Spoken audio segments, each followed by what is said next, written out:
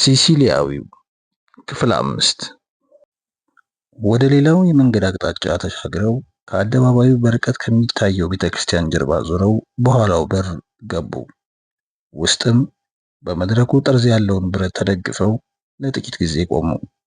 በልጅነታቸው እንደ ብዙዎቹ ልጆች ቀሳውስቱ ስብከትና ቁርባን ሲያካሂዱ እነሱም አገልጋዮቹ ነው ይሰሩ የነበረበትን የተቀደሰ መንበርና መድረኩን ቃኙት። ከመንበሩ በላይ ደምቆ የሚታየው የክርስቶስና የድንግል ማርያምን ምስል እንዲሁም ቅዱሳኑን ያሞገሳቸው ብርሃን ለጊዜውም ቢሆን የጠብ ፍላጎታቸውን አደበዘዘው። ጠበንጃቸውን አቀባብለው መንበሩ ስር በርከክ ብለው ካማተቡ በኋላ በጠባቡ መተላለፊያ አልፈው ወደፊት ለፊቱ በር አመሩ። እዚህም በርከክ ብለው መሳሪያዎቻቸውን በድጋሚ አቀባበሉ። ወደ አደባባዩ መተላለፊያ የሆነውን መንገድ ዘግቶ የነበረውንና መኪና እስረኞቹን ለያዘውና አደባባዩን ዞሮ ለሚሄደው መኪና መንገድ ሲለቅለት ቱሪ ወደ አስፖኑ ዞር ብሎ ወደ አየር እንዲተኩስ አዘዘው። የቤተ ክርስቲያኑን በር ገርበብ በማድረግ የራሱን አውቶማቲክ ሽጉጥ አነጣጥሮ መንገዱን ዘግቶ በነበረው መኪና ሞተር ላይ አከታትሎ ሲተኩስ ሞተሩን ስላገኘው ከፍተኛ ፍንዳታ ተሰምቶ መኪናዋ በእሳት ተያያዘች። ከፊት ተቀምጠው የነበሩት ሁለት ካድሬዎች በድንጋጤ ከመቀመጫቸው ላይ ተፈናጥረው ወደቁ። ፒሾታ አጠገባቸው ሆኖ እስረኞችን በያዘው መኪና ላይ ሲተኩስና ከመኪናው ሹፌር ተመቶ ሲወድቅ ተመለከተ። ሌሎቹ ሁለት ካራቢኔሮች ዘለው ሲወርዱ ፒሾታ ሁለተኛውንም ቀለበው። ቱሪም ወደ ጓደኛው ለመቅረብ ሲሞክር የቤተ ክርስቲያኑ መስኮት በማሽንገን ጥይት ብትንትኑ ወጥቶ ወለሉ ላይ አጠገባቸው ተሰጣ። ከዚህ በኋላ ምንም አይነት ርህራሄ ማድረግ እንደማይገባ ቱሪ ተገነዘበ። ያላቸው አማራጭ መሞት ወይም መግደል ብቻ ነው። ቱሪ እስረኞችን ማስለቀቅ እንደማይቻል በመረዳት የአስፖኑን እጅ ይዞ እየጎተተው በቤተክርስቲያኑ ጓሮ በር በኩል ወጥተው በኮረኮንቹ መንገድ መሮጥ ጀመሩ። የከተማው መጨረሻ ግንብ አልፈው ሜዳውን እያቋረጡ ከተራራው መጀመሪያ እስከሚደርሱ ድረስ በፍጥነት ነበር የሚሮጡት። በካራ ማርታ ተራሮች አናት ላይ ከሚገኘ የሞንቴ ዲኦራ ገደል የደረሱበት ጊዜ ግን ሊነጋጋ ሲል ነበር። ከብዙ ሺህ ዓመታት በፊት ስፓርታኩስ ሮማን ዲዮጋ ያደራጀውን የባሪያ ሰራዊት የደበቀው እነዚህ ተራሮች ላይ ነበር። ቱሪም ሞንቴ ዲኦራ አናት ላይ ቆሞ የፀሐይዋን ብርሃን ሲመለከት ከጠላቶቹ በቀላሉ በማምለጡ ልዩ የሆነ ደስታ ተሰማው። ሰዎች የሚሉትን መቀበል እንደማይገባው መሞትም ሆነ መኖር የሚገባቸውን ሰዎች መለየት የራሱ ምርጫ ብቻ እንደሆነና ይህንንም የሚያደርገው ለክፋት ሳይሆን ለበጎ ምግባርና ለሲሲሊ ነፃነት ሲል እንደሚሆን አሰበ። ፍትህ ለተጓደለባቸው ድሆችና ለጭቁኖቹ ክንዱን በማንሳት ፍቅራቸውን መጎናጸፍ እንዳለበት ቁርጠኛ ውሳኔ አደረገ። በዚህን ጊዜ ገና የ20 ዓመት ወጣት ነበር።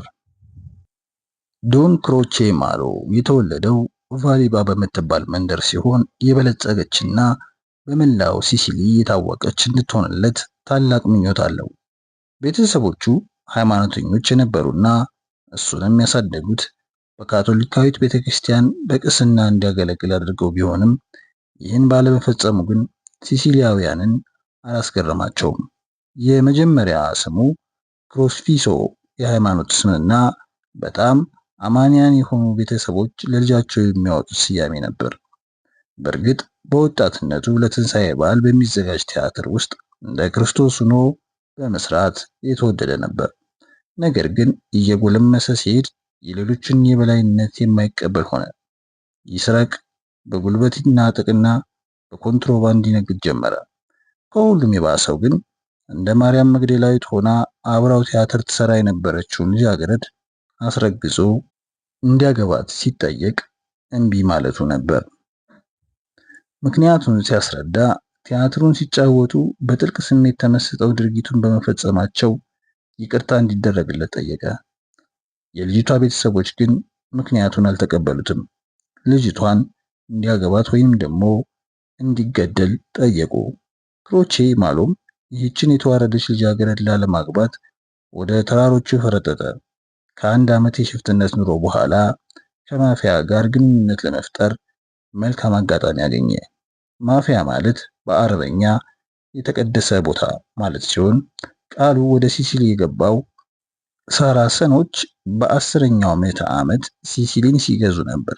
በታሪክ እንደሚታወቀው የሲሲሊ ሕዝብ በጳጳሶች፣ በኖርማኖችና በፈረንሳውያን፣ በጀርመኖችና በስፓኝ ቅኝ ገዢዎች በጭካኔ ተረግጦ ሲገዛ የኖረና መንግስታቱ ሕዝቡን እንደ ባሪያ እየረገጡ መሪዎቻቸውን እየገደሉና ሴቶቻቸውን እየደፈሩ ሲያሰቃዩአቸው ኖረዋል።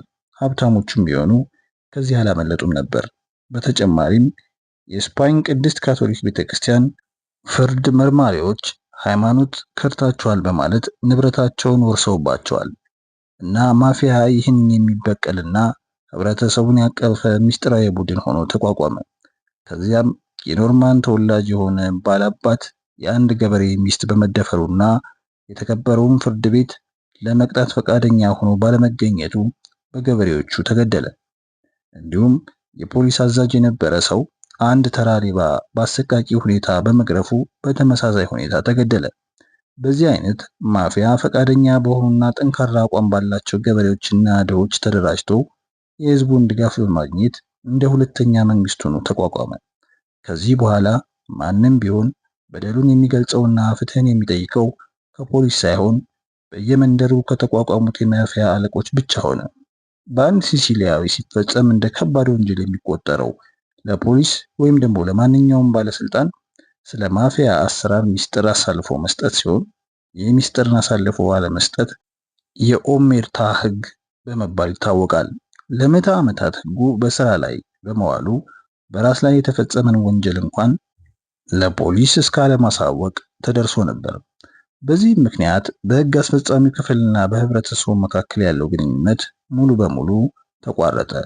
ሌላው ቀርቶ ትንንሽ ልጆች እንኳን እንግዳ ለሆነ ሰው ቤትንም ሆነ የቤትን አቅጣጫ እንዳይጠቁሙ ትምህርት ይሰጣቸው ነበር። ማፊያ በዚህ አይነት ለምዕተ ዓመታት ሲሲሊን በሁለተኛ መንግስትነት ሲያስተዳድር ቆየ። መስተዳድሩ ምስጢራዊ በመሆኑ ባለስልጣኖች ኃይሉ ምን ያህል የተንሰራፋ እንደነበር ለማወቅ አልቻሉም። ማፊያ የሚለው ቃል እስከ ሁለተኛው የዓለም ጦርነት በሲሲሊ ምድር ተወስቶ አይታወቅም። ዶን ክሮቼ ወደ ተራራው ከፈረጠጠ ከ5 ዓመታት ቆይታ በኋላ ብቁ ሰው በመባል ዝናው ይታወቅ ጀመር። ብቁ ሰው የተባለውም ለመግደል የሚታመንና ግድያውም የሚያስከትለው ችግር በጣም አነስተኛ በመሆን ነበር።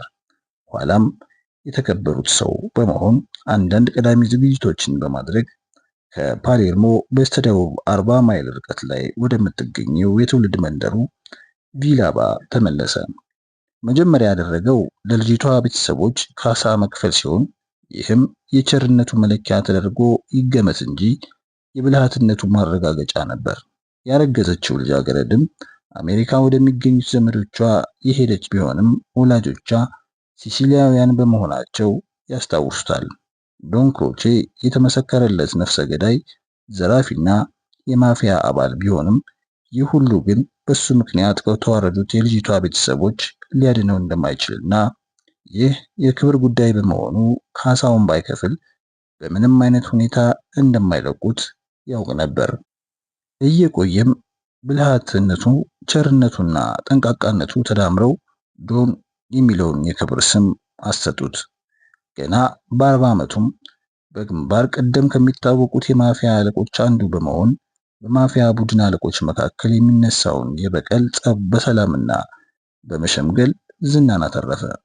በተፈጥሮ አርቆ አስተዋይ፣ አንደበተ ርቱዕ፣ ጽና፣ ከሁሉም በላይ ደግሞ ደም ሲያይ የማይደነግጥ ደፋር በመሆኑ ውሎ እያደረ በመላው ሲሲሊ ሰላማዊው ዶን በመባል ይታወቅ ጀመር። ለአመራሩ የማይመቹትና በብልሃት ሲገደሉ ቀሪዎቹ ሀብታም ሆኑ። ዶን ክሮቼ ግን የበለጠ ባለጸጋ ሆነ። ወንድሙ ቤንጃሚኑም የፓሌርሞ ካርዲናል ጸሐፊ ሆነዋል። ከተቀደሰ ውሃ ደም ይወፍራልና ቤንጃሚኑ ታማኝነታቸው ከሁሉም በላይ ለወንድማቸው ለዶን ክሮቼ ማሉ ነበር። ዶን ክሮቼ ትዳር ከያዘ በኋላ የልጅ አባት ሆነ። እንደ በኋለኛው ዘመኑ ሳይሆን ጠንቃቃነትና ትህትናን በችግር ጊዜ የተማረ ቢሆንም ከሲሲሊ አልፎ በሮም ህብረተሰብ ዘንድ ሳይቀር ድንቅ የተባለና ዝነኛ ያደረገውን ጽድቅ አርቅቆ የፈጸመው በትዳሩ ላይ ባጋጠመውና በታሪክ የታወቁ ሰዎች እንኳን በትዕግስት ሊያሳልፉት በሚችሉት አነስተኛ ጉዳይ የተነሳ ነበር። ዶን ክሮቼ በማፊያ ህብረተሰብ ዘንድ ባለው ከፍተኛ ስልጣን የተነሳ የተጋባው እጅግ ከተከበሩና ኩሩ ቤተሰቦች ነበር። ከጥቂት ዓመታት በኋላ ባለቤቱ የሚገባውን ክብር ስለነፈገችው በተለመደው አይነትም ባይሆን ሁኔታውን ማስተካከል እንደሚገባው ተገነዘበ። በበኩሏም እንደ ዶን ክሮቼ ያሉ ጉልበተኛ ባለባበሱና በድርጊቱ ሁሉ እንደሷ መሳፍንታዊ ደም ላላትና በልዩ እንክብካቤ ላደገች ሴት የሚጥም ባለመሆኑ እየተራራቁ ሄዱ። ከሁሉም የማይረሳት ደግሞ ዶን ክሮቼ እሷን ለጋብቻ በጠየቀበት ጊዜ ሌሎች ደጅ ጠኞች ቀልጠው መቅረታቸው ነበር። በእርግጥ ያለችው አሜሪካ ወይም ደግሞ እንግሊዝ ሳይሆን ሲሲሊ በመሆኑ በሱ ላይ ያላትን ንቀት በግልጽ አታሳይም። ነገር ግን ዶን ክሮቼ እጅግ ተጠራጣሪ ፍጡር ነበር። እንዳስተዋለውም እሱ የሚረግጠውን መሬት እንኳን የምትጸየፍ መሆኗ እሱ ላለማክበሯ በቂ መረጃ ነበር። በዚህም የተነሳ ከሷ ዘለቄታ ያለው ፍቅር ለማግኘት የሚረዳውን እቅድ ለማውጣት ወሰነ። ወቅቱ የኢጣሊያ ንጉሥ ሲሲሊን ለመጎብኘት የሚመጡበት ጊዜ ነበር። ሲሲሊያውያን በአጠቃላይ የሮማ መንግስትን የሚጠሉና ማፊያ የሚፈሩ ይሁን እንጂ የዘር ሐረጉን ከድንግል ማርያምና ከእግዚአብሔር ጭምር የሚያጣቅሰውን ንጉሳዊ አገዛዝ ግን ይወዱታል።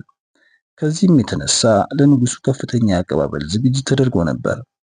ንጉሱ በሲሲሊ በመጀመሪያው የሰንበት ቆይታቸው ጥንታዊ መሳፍንት ዝርያ ያላቸውና ከፍተኛ ባለማዕረግ የሆኑትን የመስፍን ኦሎርቶን ልጅ ክርስትና ለማንሳት ፓሌርሞ ወደሚገኘው ትልቁ ካቴድራል ሄዱ። ቀደም ሲል የፊልድ ማርሻሎችን፣ የመሳፍንትን፣ በናዚ ፓርቲ ውስጥ የነበሩትን የኃይል ሰዎችን ልጆች ጨምሮ ቢያንስ ከመቶ የማያንሱ ሕፃናትን ክርስትና ያነሱ ሲሆን በዚህ አይነት የሚያፈሩት የዝምድና ለመንግስትም ሆነ ለራሳቸው ፖለቲካዊ ጠቀሜታና መቀራረብ የሚረዳ መሆኑ የታመነ ነው። እነዚህም ንጉሳዊ የክርስትና ልጆቹም የዘውዱ ጠባቂዎች ይሆናሉ። ይህንኑ የሚያረጋግጥ የጽሑፍ ማስረጃና ማዕረግ ያለበት ግልድም ጨርቅ ከብር የተሰራ ስኒ ጋር ይላክላቸዋል። ዶን ክሮቼም ለዚሁ ተዘጋጅቷል። ለበዓሉም 300 የሚሆኑ ሰዎች ተገኝተዋል። ስነ ስርዓቱን ከሚመሩት ቄሶች ውስጥ ወንድሙ ቄስ ቤንጃሚኖ አንዱ ናቸው። የመስፍኑ ኦሎርቴ ልጅ ከተቀመጠ በኋላ አባትየው ታቅፎት ወደ ደጅ በመውጣት ሽቅብ አንስተው ለተሰበሰበው ሕዝብ ሲያሳዩ ሕዝቡም አድናቆትና ደስታውን በሆታ ገለጸ። መስፍን ኦሎርቶ በሲሲሊ ውስጥ ተወዳጅ ከሆኑት ጥቂት መሳፍንት ውስጥ አንዱ ነው። ልክ በዚህ ጊዜ የዶን ክሮቼም ሰዎች በካቴድራሉ ሲተለተሉ የንጉሱን መውጫ ዘጉት። ንጉሱ ከራሳቸው ፀጉር የሚጠነክር ፂም ያላቸው አጭር ሰው ሲሆኑ የለበሱት ሙሉ የጦር ልብስም ከንጉስ ይልቅ አሻንጉሊት መሳይ ወታደር አስመስሏቸዋል። በግርማ ሞገስ ከተሞላው ገጽታቸው ጋር በጣም ሩህሩህ ሰው ናቸው። አባ ቤንጃሚኖ ድንቡሽቡሽ ያለ ሕፃን አምጥተው ሲያሳቅፏቸው ድንግርግር ቢላቸውም እንኳን እምቢ አላሉም። በዶን ክሮቼ መመሪያ መሰረት አንዳችም ተቃዋሚ እንዳይኖር ሰዎቹ ንጉሱን ከአጃቢዎቻቸውና ከፓሌርሞ ካቴድራል ለያይተዋቸው ነበር። አባ ቤንጃሚኖ በፍጥነት ሕፃኑን ጠበል ከረጩት በኋላ ከንጉሱ እቅፍ ወስደው ለዶን ክሮቼ አስታቀፉት። ባለቤቱም ንጉስ እግር ስር ወድቃ የደስታን ልቅሶዋን ለቀቀችው። የአንድ ልጃቸው የክርስትና አባት ከሆኑላት በዚች ምድር ላይ የምትፈልገው ሌላ ነገር አይኖርም። ዶን ክሮቼ በመወፈሩ የአጥንታን ፊቱ በስጋ መሞላት ጉንጫም ሲያደርገው እንደ ወፍ መስቆር ቆልማማ የሆነው ትልቅ አፍንጫው ደግሞ እንደ ኃይል መሳቢያ አንቴና የሚጠቀሙ ይመስላል። ጥምዝምዝ ዞማ ፀጉር መሸበት የጀመረ ሲሆን አይኖቹም በፊቱ ስጋ ተሸፍነዋል። እያንዳንዷን ፓውንድ በጨመረ ቁጥር ኃያልነቱም እየጨመረ ሄዷል። በሰብአዊነቱ ምንም አይነት ደካማ ጎን አላሳየም። ንዴትም ሆነ ስስት የለበትም። ታላቅ ኃላፊነት እንዳለበት ያውቃል። እናም ፍራቻውን ለሚስቱ እንኳን ገልጾላት አያውቅም። የሲሲሊ ንጉስ ሆኖ ሳለ ወራሽ ልጁ ግን ሃይማኖት በሚሉት የእምነት ልክፍት ተይዞ አማዞን ዳርቻ የሚገኙትን ያልሰለጠኑ ህንዳውያን ለማስተማር ወደ ብራዚል ተሰዷል። ዶኑም በልጁ አድራጎት በማፈሩ ስሙን ደግሞ አላነሳውም። የሙሶሎኒ ስልጣን ላይ መውጣት ዶን ክሮቼን በመጀመሪያ አላስደነቀውም። ቀደም ብሎ በጥንቃቄ እንዳስተዋለው ሰውየው ብልሃትም ሆነ ድፍረት የለውም ከሚል መደምደሚያ ላይ ደርሷል። እንደሱ አይነቱ ሰው ሮማን መምራት ከቻለ ዶን ክሮቼም ሲሲሊን ማስተዳደር አያቅተውም። ነገር ግን አንድ አደጋ ተፈጠረ። ሙሶሎኒ ስልጣን ላይ ከወጣ ከጥቂት ዓመታት በኋላ በጥላቻ የተመረዘ አይኑን ሲሲሊና ማፊያ ላይ አዞረ። ማፊያ የተበታተነ የወንጀለኞች ቡድን ሳይሆን ከግዛቶቹ አንዱ የሆነው የሲሲሊ የሚቆጣጠር የተደራጀ መንግስት እንደሆነ አወቀ። ከታሪክ እንደተረዳውም ማፊያ ማንኛውም ሮማን ይገዛ የነበረ መንግስትን ይቃረን ነበር። የሲሲሊ መሪዎችም ሊያጠፉት እንዳልቻሉም ተገነዘበ። አሁን ግን አምባገነኑ ሙሶሎኒ ድምጥማጣቸውን እንደሚያጠፋቸው በመሐላ አስታወቀ። ፋሺስቶች ስለ ዲሞክራሲና ስለ ህጋዊ ህብረተሰብ አስተዳደር ደንታ አልነበራቸውምና ለመንግስታቸው ህልውና መልካም የመሰላቸውን ሁሉ የሚያደርጉ በአጭሩ የዶን ክሮቼን አይነት መንገድ የሚጠቀሙ ነበሩ። በዚህም መሰረት በጣም የሚያምነውን ሚኒስተር ቼሳሪ ሞሪን ገደብ የሌለው ስልጣን በመስጠት የሲሲሊ የበላይ አስተዳዳሪ አድርጎ ሾመው። ሞሪም የሲሲሊያውያንን ህጋዊ መብት በመጣስ የመጀመሪያ ስራውን ፍርድ ቤቶችን በመዝጋት ጀመረ። ሲሲሊም ከገደሉ በኋላ በሚጠይቁ ወታደሮች ተጥለቀለቀች። ብዙዎቹ ነዋሪዎችም እየተጋዙ ታሰሩ። ከሙሶሎኒ በፊት በጣሊያን የሞት ፍርድ ስላልነበረ ለማፊያዎቹ ምቹ ነበር። አሁን ግን በሞሪ ተለወጠ። ኩሩ የሆኑና የኦሜርታን ህግ ያልጣሱ የማፊያ አባሎች ተገደሉ። ከማፊያ ጋር ተመሳጥራቸዋል በመባልም ብዛት ያላቸው ነዋሪዎች ሜዲተራኒያን በሚገኘው ደሴቶች በግዞት እንዲቆዩ ተደረገ። በአመት ውስጥም ሲሲሊ እንዳልነበረች ስትሆን የማፊያ አስተዳደርም ተንኮታኮተ። በሺህ የሚቆጠሩ ንጹሃን በዚህ አይነት አሰራር ቢሞቱም ሮም ግን ደንታ አልነበራትም። ዶን ክሮቼ ዲሞክራሲያዊ አስተዳደር ለራሱ ህልውናም ሆነ ለህብረተሰቡ አስፈላጊ እንደሆነ የሚያምንና የሚደግፍ በመሆኑ በዚህ አይነቱ የፋሺስት ድርጊት ተበሳጨ። ጓደኞቹና አጋሮቹም ከማፊያ ጋር ተባብራቸዋል በሚል ታስረዋል። ብዙዎቹ የታሰሩት ባሉባልታ ሲሆን ሚስጥሩን አውቃለሁ የሚለው ሰው ግን ፍርድ ቤት ቀርቦ የሚጠየቅ ባለመሆኑ ተቃዋሚዎችን ማወቅ አልተቻለም። ፋሺስቶቹ ለመታወቂያ የሚጠቀሙበት ዘዴ ፍርድ ቤቶችን ሳይሆን የኋልዮሽ ሄደው በመለኮታዊ የንጉሳዊ መብት ነበር። ከሁሉም የከፋው ፋሺስቶቹ በመካከለኛው ዘመን እስረኛን ለማወጣጫ የሚጠቀሙበትን ካሴታ የተባለ መሳሪያ መጠቀማቸው ነው። ካሴታ 3 ጫማ ርዝመትና 2 ጫማ ስፋት ያለው ሳጥን ነው። በዚህ ሳጥን ውስጥ በጣም ጥብቅ የሆኑ የማፊያ አባሎች እንኳን ሚስጥር አውጥተዋል። ዶን ክሮቼ ከመግደል በስተቀር በማንኛውም ማሰቃያ መሳሪያ ተጠቅሞ የማያውቅ በመሆኑ በሁኔታው በጣም ተበሳጨ። ራሱን ማዳኛ የሚሆን እቅድ አዘጋጀ። ይኸውም በሐሰት ስም ተጠቅሞ የፍራንሲስካ ገዳም በመግባት በአበምኔቱ ከለላ መቆየት ነበር። ከአበምኔት ማንፍሬድ ጋር የቆየ ወዳጅነት አላቸው። ዶን ክሮቼ በመሃይምነታቸው ከሚኮሩት ሲሲሊያውያን አንዱ በመሆኑ ወንጀል መስራት እንደጀመረ ለሚያፍናቸው ሰዎች ማስለቀቂያ የሚሆን ገንዘብ ለማስከፈል የሚላከውን ደብዳቤ የሚያስጽፈው ለአበምኔቱ ገንዘብ በመክፈል ነበር። አንድ ላይ በነበሩበት ወቅትም ዋልጌ ሴቶችን ጥሩ ወይንና የተወሳሰበ ስርቆት የሚወዱ በመሆናቸው ተመሳሳይ ስሜት ነበራቸው። ዶን ክሮቼ ስዊዘርላንድ ያለውን ዶክተሩን ለመጎብኘት በየጊዜው ሲሄድ አበምኔቱ ያስከትላቸው ስለነበር የህዝቡን የተንደላቀቀ አኗኗር ለማወቅ ችለዋል። ሁለተኛው የዓለም ጦርነት እንደተጀመረ ሙሶሎኒ ለሲሲሊ እንደ ቀድሞ ትኩረት ሊሰጥ አልቻለም። ዶን ክሮቼም ይህንን አጋጣሚ በመጠቀም ከቀሩት የማፊያ አለቆች ጋር የግንኙነት መስመር ዘረጋ። በፓንቴሪያላ እና በስትሮምቦሊ ደሴቶች ላይ በግዞት ለሚገኙ ጠንካራ የማፊያ አባሎች ተስፋ ያዘለ መልእክት ላከ። እንዲሁም በሞሪ ታስረው ከነበሩት የማፊያ አለቆች ቤተሰቦችም ጋር ግንኙነት መሰረተ። ዶን ክሮቼ ያለው እድል የተባበሩት ኃይሎች ማሸነፍ ብቻ እንደሆነና እሱም ኃይሉን እስከ መጨረሻው ማጠናከር እንዳለበት በመገንዘብ ከአርበኞችም ጋር ግንኙነት አደረገ። የራሱን ሰዎች በማደራጀት ከሞት የተረፉ የተባበሩት ኃይሎች ፓይለቶችን እንዲረዱ ሲያደርግ ራሱም ቢሆን በጣም አስፈላጊ በሆነ ሰዓት ተዘጋጀ። የአሜሪካ ሰራዊት በሐምሌ 1943 ሲሲሊን ሲወር ጆን ክሮቼ የእርዳታ እጁን ዘረጋ። ከወረሯቸው የአሜሪካውያን ሰራዊት መካከል ተሰደው የሄዱ ከሲሲሊያውያን የተወለዱ ወታደሮች ለጀርመኖች ሲባል ከወንድሞቻቸው ጋር መዋጋት እንደማይኖርባቸው በሰዎቹ አማካኝነት ቅስቀሳ በማካሄድ በሺህ የሚቆጠር የኢጣሊያ ወታደሮች ሰራዊትን እንዲክዱ አድርጎ ለብዙዎቹ መደበቂያ አዘጋጀላቸው።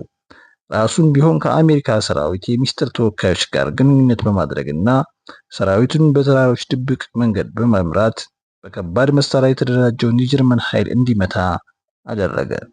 በሌላ አቅጣጫ የመጣው የእንግሊዝ ጦር ለማጥቃት ብዙ ችግር ሲገጥመው፣ የአሜሪካን ሰራዊት ግን ከታሰበው ባነሰ ጊዜ ግዳጁን ተወጥቷል። ዶን ክሮቼ ምንም እንኳን እድሜው ወደ 65 የደረሰ ሰውነቱም ደግሞ ግዙፍ ቢሆንም የማፊያ አርበኞችን እየመራ ፓሌርሞ ሰርጎ በመግባት አዛዥ የነበረውን የጀርመን ጄኔራል አፍኖ የግንባር መስመሩን ተቆርጦ የአሜሪካን ሰራዊት እስኪገባ ድረስ ከተማው ውስጥ ከእስረኛው ተደብቆ በመቆየት እስረኞችን አስረክቧል። በዚህም በደቡብ ጣሊያን የነበረው የአሜሪካ ሰራዊት ከፍተኛ አዛዥ የነበረ ሰው ወደ አሜሪካ በላከው ሪፖርት ዶን ክሮቼን ጄኔራል ማፊያ ብሎ ጠቅሶታል። በተከታዮቹ ወራት የዶን ክሮቼ ዝና በሰራዊቱ መኮንኖች ዘንድ በሰፊው ናኘ። ሲሲሊ በጊዜያዊነት እንዲያስተዳድር የተሾሙት የአሜሪካን ወታደራዊ አስተዳደር መሪ ኮሎኔል አልፎንሴን ላፑንቶ ነበሩ። በኒው ጀርሲ ውስጥ ከፍተኛ ስልጣን የነበረው የፖለቲካ ሰው ሲሆን ለዚህ ስራውን ከፍተኛ ስልጠና ተከታትሏል። ዋና ችሎታው ከሰው መግባባቱና ፖለቲካዊ ይዘት ያላቸው ስምምነቶችን ማጠናከር መቻሉ ነበር። በስሩ የሚገኙት መኮንኖችም በጥንቃቄ የተመለመሉ ነበሩ። ጠቅላይ መምሪያው በአጠቃላይ 20 መኮንኖችና 50 የሚደርሱ የቢሮ ሰራተኞች ሲኖሩት አብዛኛዎቹ የጣሊያን ዝርያ ነበራቸው። ዶን ክሮቼ ለጓደኞቹ ስለነሱ ሲያወራ የሚጠቅሳቸው የእግዚአብሔር በጎች እያለ ቢሆንም የሚንከባከባቸው ግን እንደ ስጋ ወንድሙ ነበር። ኮሎኔሉ ዶን ክሮቼን የቅርብ አማካሪውና ጓደኛው ሲያደርገው ወደ ቤቱም በየጊዜው እየሄደ ባህላዊውን የሲሲሊ ምግብ በደስታ ይመገብ ነበር። በመጀመሪያ ችግር ሆኖ የቀረበው የፋሺስት ፓርቲ አባሎች የነበሩትና አሁን የታሰሩትን የየከተማው ከንቲባዎች የሚተኩ አዳዲስ ከንቲባዎችን መምረጥ ነበር። ለዚህም ዶን ክሮቼ የማፊያ አባሎች የነበሩትና በፋሺስቱ መንግስት ተግዘው የነበሩ ጓደኞቹን ለቦታው ብቁ እንደሆኑ ሐሳብ አቀረበ። የሰዎቹን ፋይል ያለምንም ማስረጃ ከማፊያ ተባብራቸዋል በሚል ብቻ እንደታሰሩ ያስረዳል። ዶን ክሮቼ ሚስቱ የምታዘጋጀውን ምርጥ ምግብ በሚመገቡበት ጊዜ ሁሉ ለኮሎኔሉ ጓደኞቹ ነፍሰ ገዳዮችና ሌቦች ሳይቀሩ ለዲሞክራሲ ባላቸው ጽኑ እምነት የፋሽስቱን መንግስት እንዴት እንደተዋጉትና ድጋፋቸው ሁሉ ዲሞክራሲ ለሰፈነበት ፍትህ፣ ነጻነት ለተሟላበት መስተዳድር እንደሆነ በተደጋጋሚ ገልጾለታል። ኮሎኔሉም የሲሲሊ ህዝብ ለስራው እንቅፋት ስላልሆነበት በመደሰት ወር ባልሞላ ጊዜ ውስጥ በእስር ላይ የነበሩትን ኃይለኛ የማፊያ አባሎች በሙሉ የየከተማው ከንቲባ አድርጎ ሾመ። ተሿሚዎቹም የአሜሪካንን ሰራዊት በሚገባ ተንከባከቡት። ከሰራዊቱ ውስጥ ስርዓተ ለማስከበር ወደ ኋላ የቀሩት ጥቂቶቹ ሲሆኑ አብዛኞቹ ጦርነቱን በመቀጠል ወደፊት ተጉዘዋል። ኮንትሮባንድ ይነግድ የነበረው ህዝብም በከንቲባዎቹ ጥብቅ ቁጥጥር አነስተኛ እንዲሆን በመደረጉ በአሜሪካ መስተዳድር ወቅትም ምንም ችግር ባለመፈጠሩ ኮሎኔሉ የብርጋዴር ጀነራልነት ማዕረግ በማግኘት ሜዳሊያ ተሸለመ። አዳዲሶቹ ከንቲባዎች የኮንትሮባንዱን ንግድ በሚመለከት ጥብቅ ትዕዛዝ በማውጣታቸው መንገዶች እየተዘጉ ገጠሬው ህዝብ እንዲፈተሽ ተደረገ። በየተራራው ላይ ያሉ ሚስጥር መንገዶች ሳይቀሩ እየተጠኑ ከእንቢተኛ ገበሬዎች የተያዘው እህል፣ ወይንና የወይራ ዘይት በተመን እየተገዛ ወደ መንግስት መጋዘን ሲገባ የከተማው ህዝብ ደግሞ በራሽን እየገዛ እንዲጠቀም ተደረገ።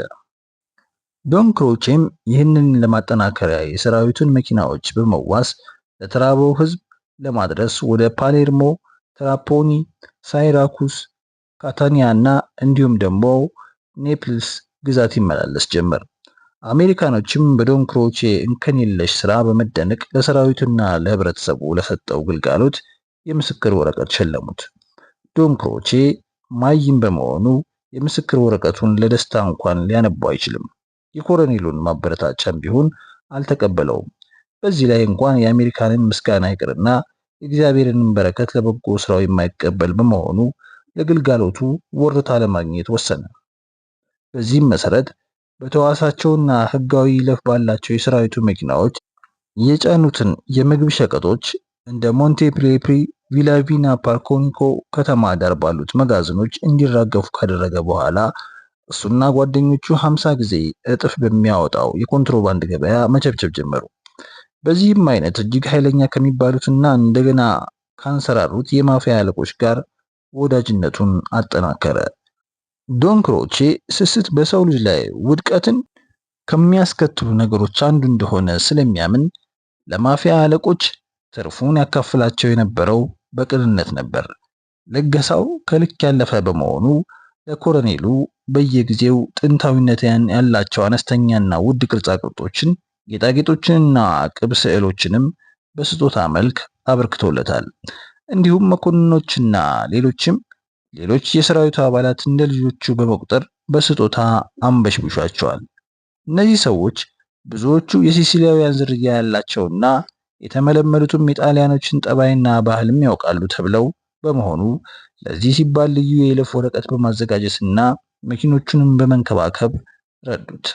እሱ በሚያዘጋጀው ግብዣ ላይ ከሲሲሊያውያን ልጃገረዶች ጋር እንዲገናኙ በማድረግ ብዙዎቹን ከማፊያ ልጃገረዶች ጋር አቆራኛቸው። እንዲህ እያለም ቀደም ሲል የነበረውን ኃይሉን እንደገና በማጠናከሩ በመላ ሲሲሊ የሚገኘው የማፊያ አለቆችንም ባለውለታው ሆኑ። በደሴቷ የሚገኙት ሰዎች በሰው ጉልበት የሚሰሩ የውሃ ጉድጓዶች በይዞታ ስር በማድረጉ ለደሴቷ ነዋሪዎች ውሃ እየሸጠ ደህና ትርፍ ማግኘት ጀመረ። የምግብ አቅርቦቱንም በጥቅል ያዘ። በሸቀጦች ላይ ታሪፍ በመጣል ፍራፍሬ ነጋዴዎችን፣ ልኳንዳዎችን፣ ቡና ቤቶችንና መንገድ ላይ የሚዞሩ ሙዚቃዎችንም ሳይቀር ቀረጥ ማስከፈል ያዘ። ነዳጅ የማግኛ ምንጭ ከአሜሪካ ሰራዊት ብቻ በመሆኑ በቁጥጥር ስር አደረገው። በወደፊትም ሰፋፊ ርስት ከመሳፍንቶች ላይ ለመግዛት እቅድ አወጣ። በአጠቃላይ ሙሶሊኒ ስልጣን ላይ ከመውጣቱ በፊት እንዲኖረው ይመኘው የነበረውን አይነት ኃይል ወደ ማግኘቱ በመሆኑ ሲሲሊንም በመዳፉ ውስጥ ለማስገባት ቆርጦ ተነሳ። ዶን ክሮቼን በእርግጥ አንድ ነገር ብቻ ነው የሚያስጨንቀው። ይኸውም ልጁ ደግ ሰራለው በሚል ፍላጎት ማበዱ ነበር። ወንድሙ አባ ቤንጃሚኖ ቤተሰብ ሊመሰርቱ ስለማይችሉም ያለውን ሀብት ሊወርስ የሚችል የለም። የሚዛምደውና ጀግና የሆነ ዘመድ እንኳን የለውም።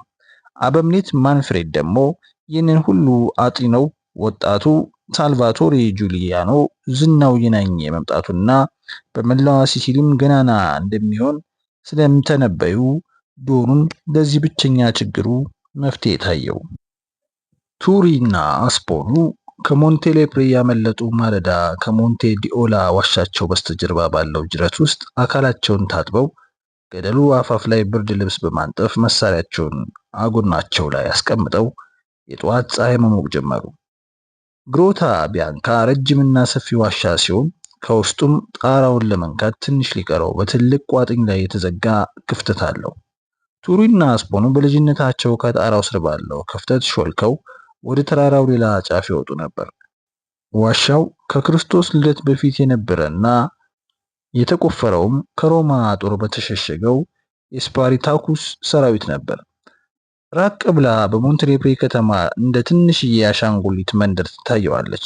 ወደ ተራራው የሚያዘልቁት የተለያዩ ቀጫጭን መንገዶች ተራራው ላይ የተጣበቁ እባቦች ይመስላሉ።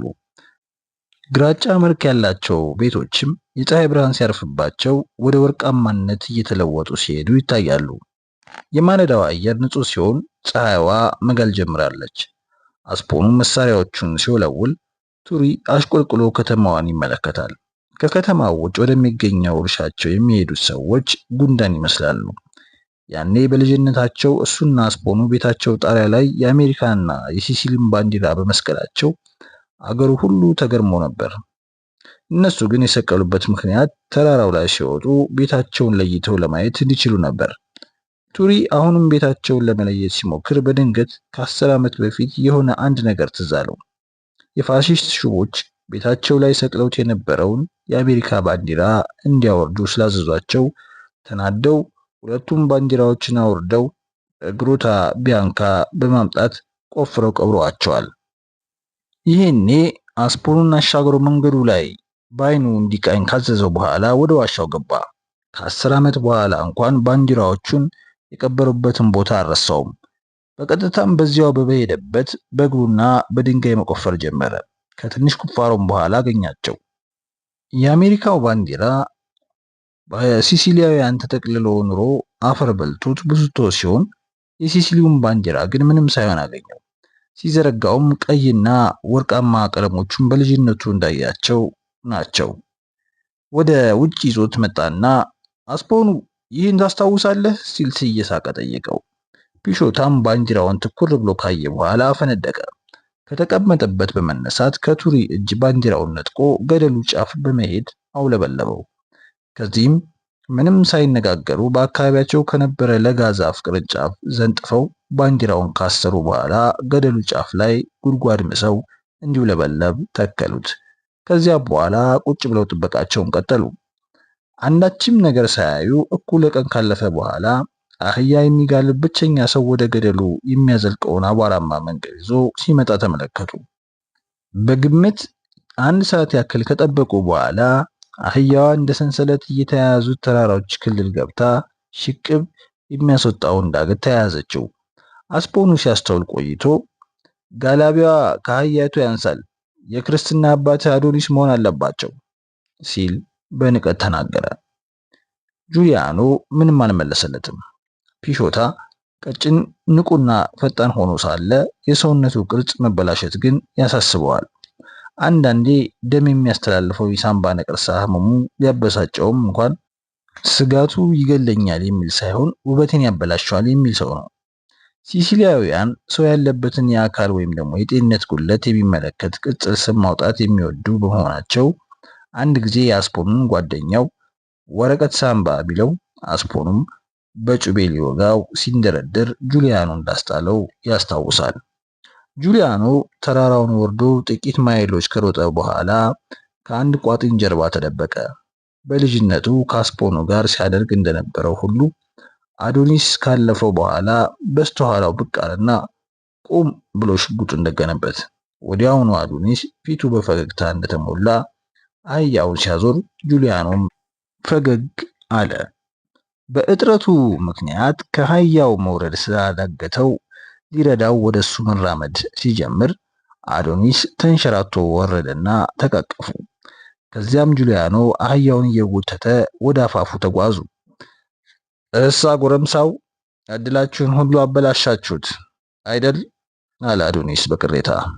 ባለፈው ሌሊት የሁለት ፖሊሶችን ሞት እንደቀላል ጉዳይ የሚታይ አይደለም።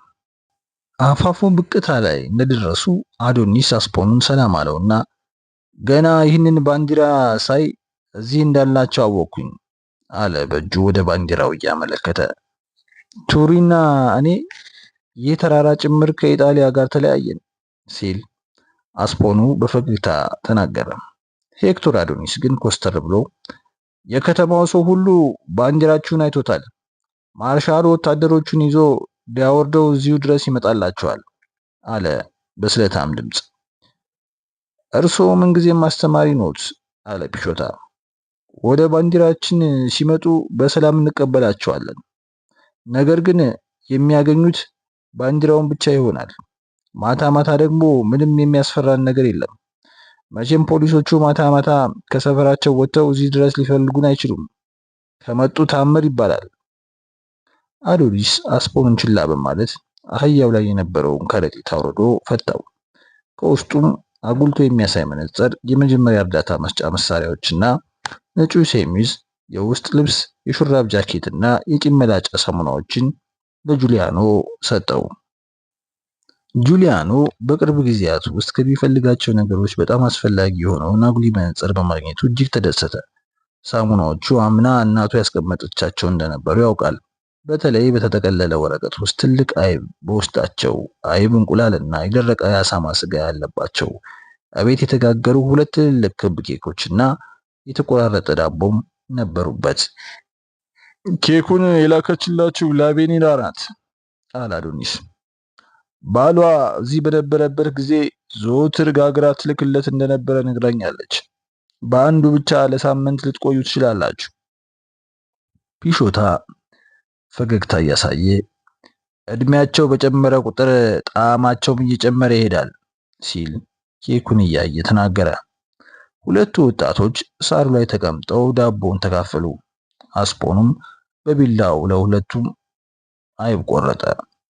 አካባቢያቸው በነፍሳትና ትላትል የተሞላ በመሆኑ የምግብ ከረጢቱን ከፍ ካለ ቋጥኝ ላይ አስቀመጡት። ከነሱ 100 ጫማ ብቻ ከሚርቀው ንጹህ ወራጅ ውሃ ቀርተው ምግቡን አወራረዱበት።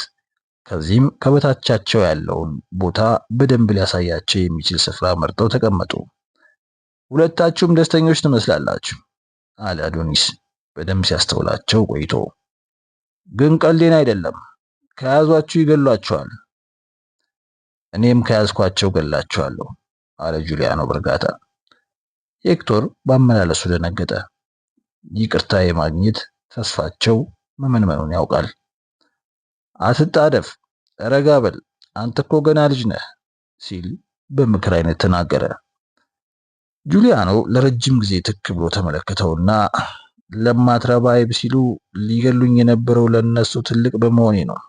ለመሆኑ እንድሸሽ ትፈልጋለህ?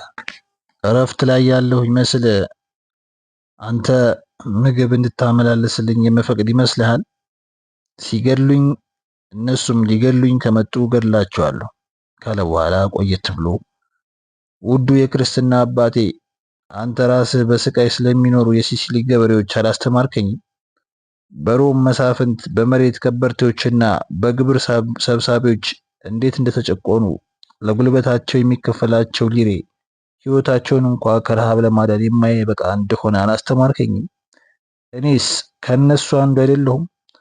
200 ከሚሆኑ ሰዎች ጋር ሞንቴሌፕሪ ገበያ ስራ ፍለጋ ሄጄ እንደ ከብት የመግዣ ዋጋዬ የተነገረኝ ለግማሽ ቀን ስራ 100 ሊሬ ይሰጣል፣ ብትፈልግ ስራ ባትፈልግ ግን ተወው የሚል ብዙዎቹ ሰዎች በአማራጭ ስለሌላቸው ተቀብለው ታዲያ እኔ ሳልቫቶሪ ጁሊያኖ ካልኮንኩ በስተቀር ማን ነው የሲሲሊ አውራ በመሆን ይህንን ሁሉ የሚያስቀረው?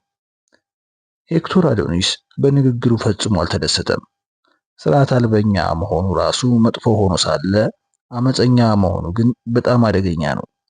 ጁሊያኖን ትክ ብሎ እያየ ያ ሁሉ ስነ ጽሑፍ ነው፣ ተረት። በህይወቱ ስትጓዝ ግን በለጋነት መቀጨትን ያስከትላል ካለ በኋላ ጥቂት አሰብ አድርጎ ያለፈው ሌሊት ጀግንነትህ ለምሳሌ ምን ፈየደ? ጎረቤቶችህ አሁንም እስር ቤት ናቸው አለው።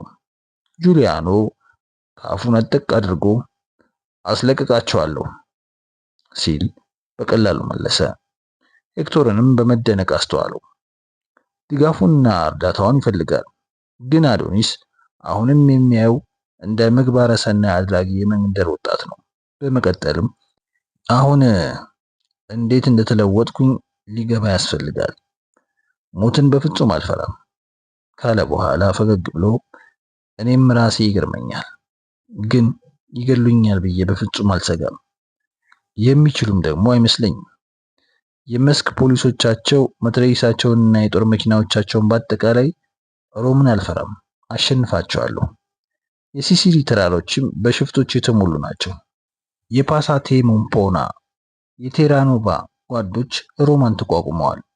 እነሱ ያደረጉትን እኔም ማድረግ እችላለሁ አለ። ሲናገር ፈገግ እንዳለ ነበር። ሄክቶር አዶኒስ መገረምና ስጋት የተቀላቀለበት ስሜት ተሰማው። ምናልባት ቁስሉን ኋላውን አናግቶት ይሆን? ወይንስ አሁን የሚያየው በታሪክ እንደታወቁት እንደ እነ አሌክሳንደር ጁሊየስ ቄሳርና ሮናልድ አይነት ጅምር ነው? ወይንስ የጀግንነቱ ህልም ከጓደኛው ጋር በብቸኝነት ከመጫወት የመነጨ ይሆን? እነኝህን ሁሉ በጭንቅላቱ እያመላለሰ እንደወትሮ እነ ቴራኖቫና ፓሳቴ ሞምፖ ተማርከው ቤላምቦ ወታደሮች ካምፕ እንደታሰሩ ታውቃለህ። በጥቂት ቀናትም ወደ ፓሌርሞ ይወሰዳሉ አለው ለስለስ ብሎ። እነሱን አስፈታቸዋለሁ፣ ከዚያም እንዲያከብሩኝ ያደርጋለሁ። ይህንን ሲናገር የነበረው ገጽታ አዶኒስን ቢያስገርመውም አስፖኑ ግን አስደስተው። የጁሊያኖም የዕለት ተዕለት ለውጥ የሚያስገርም እንደነበረ ተገነዘበ። ዘወትር መወደድና መከበር የሚፈልግ የነበረ ሲሆን አሁን ግን ለመጀመሪያ ጊዜ ኃይል የመሆን ፍላጎትን እንዳለው አየ። አሄሄ ክብር አልከኝ። ፓሳቴምፖ የመጀመሪያ አህያውን የሰጠውን አጎቱን የገደለ ሰው ነው አለ አዶኒስ በመገረም። ጁሊያኖም በቀላሉ እንዲያ ከሆነ የውለታውን ምንነት አስተምረዋለሁ ካለ በኋላ ትንሽ ቆይቶ አንድ ውለታ ልጠይቅህ፣ እምቢ ብትለኝም ግን ቅር አይለኝም። እንደ ድሮው ታማኝ የክርስትና ልጅ ሆናለሁ።